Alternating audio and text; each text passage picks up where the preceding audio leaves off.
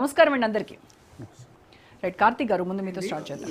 So revenue శాఖ మంత్రి పొంగులేటి శ్రీనివాసరెడ్డి టార్గెట్గా బీఆర్ఎస్ బీజేపీ రెండు పార్టీలు కూడా ఆరోపణలు గుప్పిస్తూ ఉన్నాయి. అంటే 22A నిబంధనల పేరుతో 30% కమిషన్ల దందాకు తెరలేపారు అని చెప్పి డైరెక్ట్గా రాహుల్ గాంధీకే లేఖ రాశారు ఇటువైపు హరీష్ రావు. తర్వాత ఇది రెవెన్యూ శాఖ కాదు, ఇది రాబరీ శాఖ, ఆయన రాబరీ మినిస్టర్ అంటూ బీజేపీ కూడా విమర్శలు గుప్పిస్తూ ఉంది.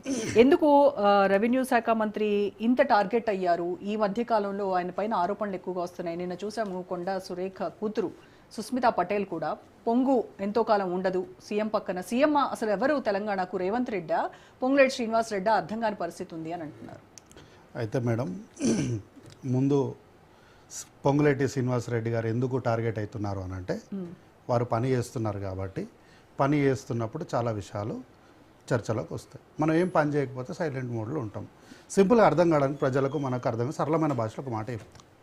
క్లాస్ టీచరు క్లాస్లో పాఠం చెప్పేటప్పుడు పాఠం అంతా చెప్పిన తర్వాత మధ్యలో ఒకసారి స్టూడెంట్స్ ఎన్ని డౌట్స్ అని అడుగుతుంది. అప్పుడు స్టూడెంట్స్ అందరు సైలెంట్గా ఉన్నారనుకోండి, రెండు విషయాలు ఉంటుంది. అయితే పూర్తిగా అర్థమై ఉండాలి, లేదా ఏం ఎక్కకపోయి ఉండాలి. అయితే ఎక్కిందా ఎక్కలేదా అని ఎప్పుడు తెలుస్తుంది టీచర్కి కన్ఫర్మేషను? ఎవరైనా ఒకరు లేచి క్వశ్చన్ అడగాలి. అంటే క్వశ్చన్ అడిగినారు అంటే టీచర్ సామర్థ్యత లేదనో లేకపోతే టీచర్కి చేత కాలేదని అర్థం కాదు, టీచర్ పాఠం చెప్తుంది అని అర్థం. సో ఇది మాత్రమే ప్రామాణికంగా అవుతుంది. సో ఈరోజు పొంగులేటి శ్రీనివాసరెడ్డి గారు పని చేస్తున్నారు కాబట్టి వారు ఈరోజు టార్గెట్లకు వచ్చారు. విషయం ఏంది అంటే, ఇది ఒక హ్యూమన్ ఎర్రర్ వల్ల వచ్చినటువంటి టెక్నికల్ గ్లిచ్ మేడం. సాధారణంగా రాజకీయాల్లో ఏముంటుంది, అధికార ప్రతిపక్ష నాయకులు అధికార మార్పిడులు జరిగినప్పుడు గతంలో వాళ్ళు ఏం చేశారు, ఎట్లా చేశారని కొంత దృష్టి సారించి కొన్ని విషయాలపైన ఆ సబ్జెక్ట్ తెచ్చుకొని ఇక్కడ అవినీతి జరిగిందని చెప్పడానికి కొంత ప్రయత్నం చేస్తాయి, ఈ పార్టీ అయినా ఆ పార్టీ అయినా. అయితే న్యాచురల్గా ఇక్కడ ఏం జరిగిందంటే, జరిగింది హ్యూమన్ ఎర్రరే, ఇందులో ఏం సంశయం లేదు, అందరికీ తెలుసు. సారీ కూడా చెప్పారు, అందరికీ తెలుసు, ఒప్పుకున్నారు, అంతా అయిపోయింది. కానీ అసలైన మతలబ్ అంతా ఇక్కడే ఉంది. కాంగ్రెస్ పార్టీ అధికార పార్టీ ఏమీ చేయకుండా హరీష్ రావు గారు వచ్చి గీసిన రింగులు వచ్చి పడ్డాడు. ఏంటి అంటే, గతంలో వారు చేసినటువంటి భూదోపిడీకి సంబంధించినటువంటి అనేకమైనటువంటి అంశాలు 22Aలో ఇప్పుడు వెరిఫికేషన్లకు వచ్చినాయి. ఈ వెరిఫికేషన్లకు వచ్చినప్పుడు ఏంటి, సాధారణంగా అన్ని చేస్తున్నప్పుడు వీటిని కూడా కరెక్షన్ చేయాల్సిన పరిస్థితికి వస్తుంది. అప్పుడు తన విషయాలు ఎక్కడ బయటకు వచ్చేస్తాయని హైరాణ పడుతున్నటువంటి హరీష్ రావు గారు ఏవి ఫలించవు ఇంకా అని అర్థమైపోయి కొత్తగా ఏమంటారు అంటే జనతా గ్యారేజ్ అని అంటున్నారు. జనతా గ్యారేజ్ అని గతంలో కూడా ఎక్కడ గాంధీ సరోవర్ విషయంలో 50,000 5,000 కోట్లు పెట్టి విగ్రహం కట్టేస్తున్నారు, మధు అపార్ట్మెంట్ కూలగొట్టేస్తున్నారు, మీరు అందరూ రండి జూబ్లీ బంజారా హిల్స్లో జనతా గ్యారేజ్ ఉంటుంది. ఏమైంది, బొక్క బోర్లా పడ్డారు అందరూ. 5,000 కోట్లతో విగ్రహమే లేదా, అసలు 5,000 కోట్లు ఎందుకు కడతారని మేం చెప్పలేదు, మీడియా జర్నలిస్టులు అక్కడికి క్షేత్రస్థాయికి వెళ్ళి అనాలిసిస్ చేసి చెప్పారు. దాంతో ప్రజలందరూ వెనక్కి పోయేసరికి ఇదంతా RNR ప్యాకేజ్ ఉందనేసరికి వీళ్ళంతా బొక్క బోర్లా పడ్డారు. సరే మేడం, వీళ్ళంతా ఏమంటారు, బీఆర్ఎస్ పార్టీకి జనతా గ్యారేజ్ అంటున్నారు కదా, జనతా గ్యారేజ్ గురించే మాట్లాడదాం. జనతా గ్యారేజ్ హీరో ఎవరు? మోహన్ లాల్ గారు పెద్ద ఆయన. అంటే ఇక్కడ ఎవరు, మోహన్ లాల్ గారి ప్లేస్లో కల్వకుంట్ల చంద్రశేఖరరావు గారిని చూద్దాం, మంచిది, బాగుంది. కానీ విలన్ ఎవరు? సాక్షాత్తు మోహన్ లాల్ గారి కుమారుడే విలన్. అంటే ఇక్కడ విలన్ ఎవరు? సాక్షాత్తు కల్వకుంట్ల తారక రామారావు గారే విలన్, ఆయనకు వంత పాడేటోళ్ళే వీళ్ళంతా.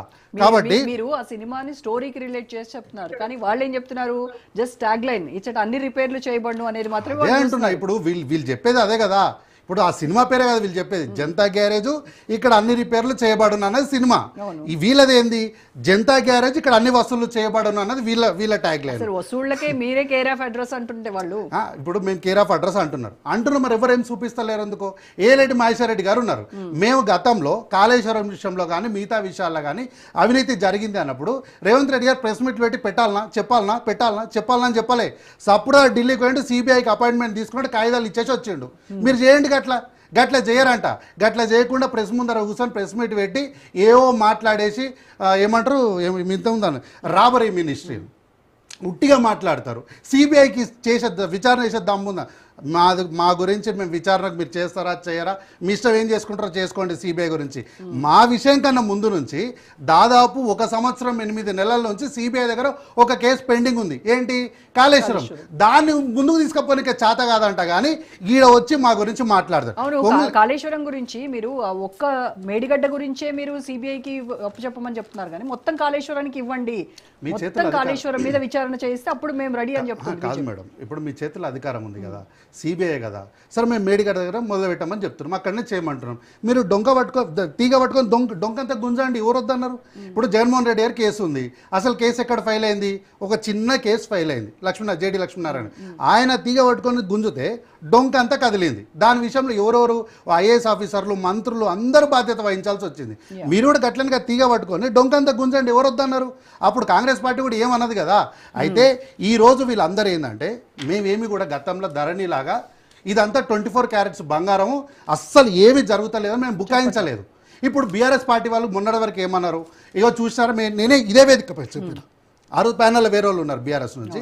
నేనేమన్నా, తారక రామారావు గారు ఈరోజు తప్పైందని చెప్తున్నారు, ఇదే తప్పు జరుగుతుందని 10 ఏళ్ళ నుంచి మేము చెప్తుంటే మీరు ఎవరు నమ్మలేదు మేడం. కవిత గారు చెప్పారు, అప్పుడు నమ్మలేదు. ఇప్పుడు సాక్షాత్ తారక రామారావు గారే చెప్తున్నారు, ఇప్పటికైనా నమ్మండి. 10 ఏళ్ళు ఈ రాష్ట్రంలో అవినీతి జరిగింది, కార్యకర్తలు ప్రజలందరూ కూడా దోపిడీకి గురైనరా అంటే ఆ రోజు ప్యానలిస్టులు ఏమన్నారు? క్షమాపణ చెప్పడానికి పెద్ద మనసు ఉండాలి, తారక రామారావు విఘ్నుడు అన్నారు. మరి ఇప్పుడు ఏమైంది? ఇప్పుడు కూడా గదే క్షమాపణ చెప్పింది కదా. విఘ్నతతోనే బాధ్యత తీసుకొని మంత్రిగా ప్రభుత్వం తరఫున క్షమాపణ చెప్పి ఇడిచిపెట్టలే.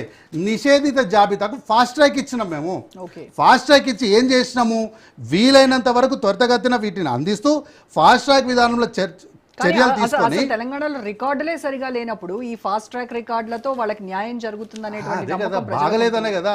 ఇప్పుడు ధరణి మాకన్నా ముందు వీళ్ళు ధరణి తీసుకొని వచ్చారు, ధరణిలు ఏమైనా బాగు చేసిరా అంటే ధరణిలు ఇంకా జటిలం చేశారు. ధరణి బాలేదనే కదా మీరు తెచ్చారు. అదే అంటారు, ఇంకా జటిలం చేశారు. ఈ జటిలం చేసిన దాంట్లో వీటన్నిటిని కూడా తీసుకుంటూ వెళ్ళేటప్పుడు ఏంటంటే మనం ఇది చాలా మైనర్ సర్జరీ లాంటిది. సో చాలా సూక్ష్మంగా ఈ సర్జరీ చేసేటప్పుడు ఏమవుతుందంటే ఎక్కడ కొలెటరల్ డ్యామేజెస్ జరగొద్దు మనకు. సో ఈ విషయంలో మనకు చిన్న చిన్న పెయిన్స్ వస్తున్నాయి. ఈ పెయిన్స్ని పట్టుకొని ఇక్కడ పెయిన్ వస్తుంది మీకు అని పేషెంట్కి డాక్టర్ చెప్పినంత మాత్రాన పేషెంట్ ఇక్కడ నొప్పి అవుతుంది అంటే ఏమంటారు చుట్టూన్న వాళ్ళు? ముందే చెప్పారు కదా, కొంచెం మోర్చుకో అని అంటారు. గదే ఈడ అంటే సింపుల్గా అర్థమయ్యే భాషలో చెప్పినా నేను. దానికోసం ఏమన్నాము? భూమి లేదా ఆస్తి నిషేధిత జాబితాలోకి ఎందుకు వచ్చింది, రికార్డులు ఏం చెప్తున్నాయి, వాస్తవ పరిస్థితి ఏంది, హక్కుదారుడి వద్ద ఉన్న పత్రాలు ఏంటి, గతంలో జరిగిన రిజిస్ట్రేషన్ వివరాలు, ప్రభుత్వ రికార్డులు ఏం చెప్తున్నాయి అనేది పూర్తిగా పరిశీలించాలి అన్నది పొంగులేటి శ్రీనివాసరెడ్డి గారి వ్యాఖ్య. ఇప్పుడు ప్రతిపక్షాలు ఏమడుగుతున్నాయంటే ఇన్ని రోజులు కూడా ఎంతో క్షోభను అనుభవించారు, ఎంతో మానసిక వేదన అనుభవించారు. వాళ్ళ భూములు అవసరానికి అమ్ముకోలేక, ఇంట్లో పెళ్ళైతేనో లేకపోతే ఆరోగ్యం బాగాలేకపోతేనో అవసరానికి అమ్ముకోలేక చాలా బాధలు పడ్డ వాళ్ళ ఆవేదనకు ఎవరు బాధ్యులు అంటే ఇది ఒక్కసారి మనము రాజశేఖర రెడ్డి గారి దగ్గరికి వెళ్దాం మేడం. ఆయన ముఖ్యమంత్రిగా ఉన్నప్పుడు, ఇప్పుడు ఆంధ్రప్రదేశ్ ముఖ్యమంత్రి వర్యులు చంద్రబాబు నాయుడు గారు అప్పుడు ఒక ఆరోపణ చేశారు ప్రధాన ప్రతిపక్ష నాయకుడిగా. ఏంటి? రాజశేఖర రెడ్డి గారు టీటీడీకి సంబంధించిన నగలు, వజ్రాలు, వైడూర్యాలు అన్నీ కూడా ఎత్తుకపోతున్నారు, ఆ హుండీని మాయం చేస్తున్నారు అని అంటే రాజశేఖర రెడ్డి గారు ఏం చేశారు? ఈ హుండీ ఏంది, నగలేందబ్బా, అసలు టీటీడీ మీద నాకు పూర్తి వివరాలు అందించండి అని చెప్పినప్పుడే పూర్తి ప్రక్షాళన దిశగా అడుగులు వేయడం జరిగింది. ఇప్పుడు కూడా గంతే జరుగుతుంది మేడం. ఇక్కడ అంటే బాధ అనుభవించిన మాట వాస్తవమే. అయితే ఇక్కడ ఈ బాధ అనుభవించినప్పటికీ ఏంటంటే పూర్తి స్థాయిలో సమగ్రమైనటువంటి విచారణ జరగాలి అని ప్రభుత్వం దృష్టి కేంద్రీకరించేసరికి గతంలో వీళ్ళు చేసినటువంటి అంశాలన్నీ కూడా బయటికి వస్తాయి అన్నదే వీళ్ళ బాధ. అయితే హరీష్ రావు గారు మాట్లాడుకుంటే ఏమన్నారంటే పొంగులేటి శ్రీనివాసరెడ్డి గారికి, రేవంత్ రెడ్డి గారికి రియల్ ఎస్టేట్ మాత్రమే తెలుసు, మిగతాది ఏం తెలియదు అన్నారు. మేడం నేను చెప్తున్నా, మాకు రియల్ ఎస్టేట్ తెలుసు, సంక్షేమం తెలుసు, అభివృద్ధి తెలుసు, పాలన కూడా తెలుసు. అయితే ఆయన మాట్లాడుకుంటూ మాకు పోరాటాలు తెలుసు అంటే ఎస్, వాళ్ళకి పోరాటాలు తెలుసు. ఏ పోరాటాలు తెలుసు? బై ఎలక్షన్ అనాలి, కలెక్షన్ మొదలు పెట్టాలి, అధికారం తీసుకోవాలి, కమిషన్ కొట్టాలి, ఫోన్ ట్యాపింగ్ చేయాలి, డ్రగ్స్, సినీతారుల వేధింపులు, వీటన్నిటిలల్లా అక్రమార్జన, వసూళ్లు మాత్రమే. ఆ ఆరాటాలన్నీ కూడా వసూళ్ల కోసం మాత్రమే. వీటన్నిటి మేము చెప్తలేం మేడం, నేను చెప్తలేను ఈ మాటని ఎవరు చెప్పారు అంటే ఈ రోజు నాగర్ కర్నూల్ పార్లమెంట్ ఇన్ఛార్జ్గా ఉన్నటువంటి ఆర్ఎస్ ప్రవీణ్ కుమార్ గారు చెప్పారు, నేను చెప్తలేను. వారు చెప్పిన దాన్ని సూత్రప్రాయంగా తీసుకొని చెప్తున్నాను, వారే ప్రామాణికం. బీఆర్ఎస్ నాయకురాలు సుమిత్రానంద్ గారు, 22A పేరుతో 30% కమిషన్లకు తెరలే